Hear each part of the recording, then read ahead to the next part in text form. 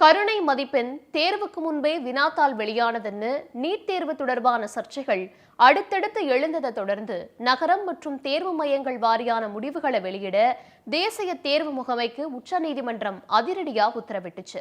இந்த நிலையில தேசிய தேர்வு முகமை தேர்வு மையம் வாரியா மாணவர்களின் முடிவுகளை வெளியிட்டு விளக்கம் அளிச்சிருக்கு. என்டிஏ வெளியிட்டுள்ள தரவுகள்ல சில விஷயங்கள் தேசிய தேர்வு முகமையின் வாதங்களுக்கு சாதகமா இருந்தாலும் சில விஷயங்கள் சந்தேகத்திற்கு உள்ளாக்குறதையும் பார்க்க வேண்டியிருக்கு. சர்ச்சையில சிக்கிய தேர்வு மையங்கள்ல தேர்வு எழுதிய மாணவர்களின் முடிவுகளையும் கவனிக்க வேண்டியிருக்கு. தேர்வு மையம் வாரியாக நீட் முடிவுகள் சந்தேகத்திற்கு முற்றுப்புள்ளி வைத்ததா என்டிஏ? சர்ச்சைக்குள்ளான தேர்வு மையங்களில் தேர்வு எழுதிய மாணவர்களின் ரிசல்ட் என்ன? இதையெல்லாம் தான் ஸ்பாட்லைட்ல பார்க்க போறோம். நீட் தேர்வு எழுதிய மாணவர்களின் முடிவுகளை நகரம் மற்றும் தேர்வு மையங்கள் வாரியா சனிக்கிழமை அன்னைக்கு வெளியிட்டுச்சு தேசிய தேர்வு முகமை. அதன்படி ஹரியானா மாநிலம் பகதூர்கர் தேர்வு மையத்துல கருணை மதிப்பெண் வழங்கியதால 6 பேர் 720 மதிப்பெண்கள் பெற்றது சர்ச்சையான நிலையில கருணை மதிப்பெண்களை நீக்கிய பிறகுக்கான முடிவுகளின்படி அந்த மையத்துல தேர்வு எழுதிய மாணவர்களின் அதிகபட்ச மதிப்பெண் 682 இருக்கு. இந்த மையத்துல 494 மாணவர்கள் தேர்வு எழுதிய நிலையில 13 பேர் 600க்கும் மேல மதிப்பெண்கள் எடுத்திருக்காங்க.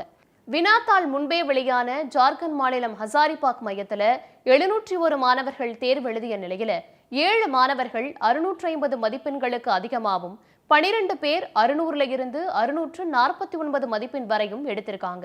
இந்த மையத்துல 700க்கும் மேல யாரும் எடுக்கல அப்படிங்கிறத பார்க்க வேண்டியிருக்கு. விடைத்தாள திருத்தியதா குற்றச்சாட்டு எழுந்த குஜராத் மாநிலம் கோத்ரா மையத்துல 1836 மாணவர்கள் தேர்வு எழுதிய நிலையில 7 பேர் 650 மதிப்பெண்களுக்கு அதிகமா பெற்றிருக்காங்க. இந்த நிலையில நீட் முறைகேடு நடந்ததா சொல்லப்படும் மையங்கள்ல தேர்வு எழுதிய மாணவர்களின் மதிப்பெண்கள் பெரிதளவுல அதிகரிக்கலங்கிற வாதம் முன்வைக்கப்படுது. தேசிய தேர்வு முகமை வெளியிட்டிருக்க நகரங்கள் வாரியான தரவுகளின்படி தேர்ச்சியின் அடிப்படையில ராஜஸ்தானின் சிகர் மற்றும் கோட்டா நகரங்கள் முதல் 2 இடங்களை பிடிச்சிருக்கு.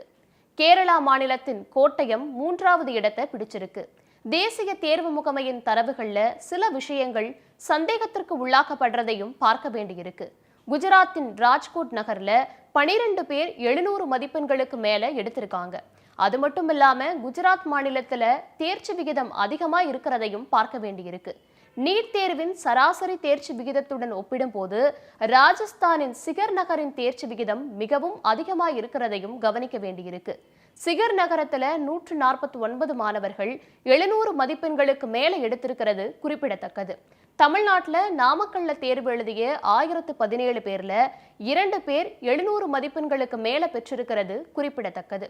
சர்ச்சைக்குள்ளான மையங்கள்ல தேர்வு எழுதின மாணவர்களின் மதிப்பெண்கள் சற்று குறைவாவே இருக்கிறதா சொல்லப்பட்டாலும் இது மாதிரியான விஷயங்கள் சந்தேகத்தை ஏற்படுத்தும் விதமா அமைகிறதா ஒரு தரப்பினர் கருத்துக்களை முன்வைக்கிறதையும் பார்க்க முடியுது.